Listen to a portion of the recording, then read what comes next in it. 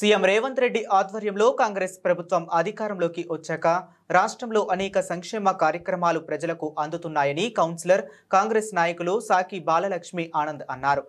సిద్దిపేట పట్టణంలో ఇందిరమ్మ ఇళ్ల పనులను అధికారులతో ప్రారంభించుకున్నామని 37వ వార్డు కౌన్సిలర్ సాకి బాలలక్ష్మి ఆనంద్ అన్నారు. ఈ సందర్భంగా మాట్లాడుతూ ఇందిరమ్మ ఇల్లు మంజూరు చేసిన సీఎం రేవంత్ రెడ్డికి జిల్లా ఇన్ఛార్జ్ మంత్రి వివేక్ వెంకటస్వామికి, జిల్లా మంత్రి పొన్నం ప్రభాకర్, కాంగ్రెస్ నాయకులు హనుమంతరావులకు వార్డు పక్షాన కృతజ్ఞతలు తెలుపుతున్నట్లు పేర్కొన్నారు.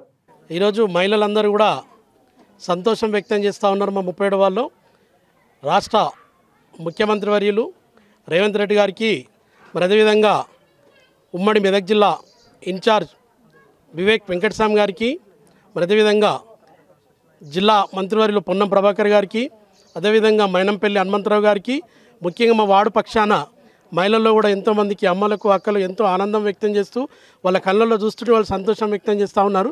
ప్రజలు ఎన్ని రోజుల నుంచి ఎదురు చూసినా కూడా గత పాలకులు 10 ఏళ్ల నుంచి ఒక్క హౌసింగ్ లోన్ కూడా ఇవ్వలేని పరీక్షల్లో వాళ్ళు ఉన్నారు.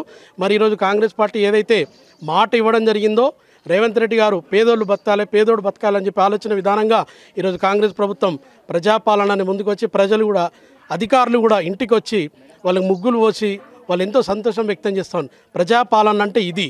ఈరోజు ముఖ్యంగా యావత్ దేశంలో ఎక్కలేనటువంటి చరిత్రాత్మకమైన నిర్ణయం ఏదైతే సన్నబియ్యం గతంలో 10 ఏళ్ల నుంచి రేషన్ కార్డు గురించి ఎదురు చూస్తే ఒక్క రేషన్ కార్డు కూడా వచ్చిన పాపాన లేదు.